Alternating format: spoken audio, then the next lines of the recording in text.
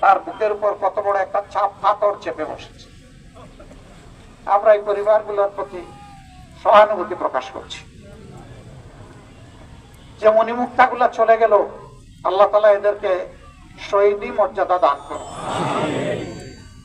আর যেগুলো আহত হয়ে চিকিৎসাধীন আছে, আল্লাহ তাআলা তাদেরকে দারুশ শিফা থেকে শিফা কুল্লি আজলা এনায়েত করুন।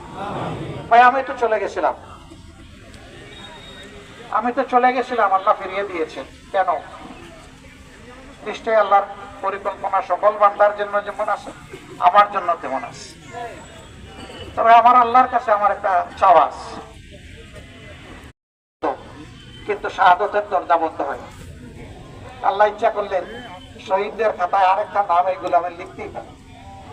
আমার জন্য আপনারা দোয়া করবেন, আল্লাহ যেন রক্তের চাদর গায়ে দিয়ে তার সামনে ইয়াউমুত তানাদ, ইয়াউমুল ফাসল, ইয়াউমুল কিয়ামা এই গোলামকে যেন দাঁড়ানোর তৌফিক আল্লাহ দান।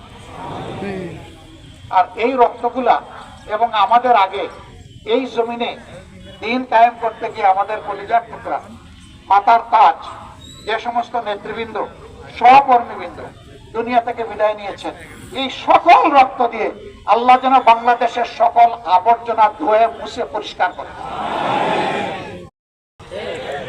সে যে ধর্মের লোক। এই জন্য আমরা এমন একটি রাষ্ট্রই চাচ্ছি, যে এই রাষ্ট্রটায় মানুষের মধ্যে জাত পাত দল ধর্ম এগুলার কোনো ব্যবধান থাকবে না, মানুষ সবাই সম্মানিত বোধ করবে। নবী করিম সাল্লাল্লাহু আলাইহি ওয়াসাল্লাম আমাদের মায়েদের ইজ্জতের ব্যাপারে বলেছিলেন তার ইন্তেকালের আগে, ও বিশ্ববাসী, আমি তোমাদেরকে এমন একটি সাম্রাজ্য, একটা শাসন উপহার দিয়ে যাচ্ছি, চিরদিন তোমরা মনে রাখবে আমার এই শাসনে ইয়েমেনের সানা থেকে মরক্কোর হাজারামাউত পর্যন্ত ৩,৫০০ মাইল আমার একটা যুবতী মেয়ে রাস্তায় একা চলবে, আল্লাহ ছাড়া আর কাউকে ভয় করার তার প্রয়োজন হবে না।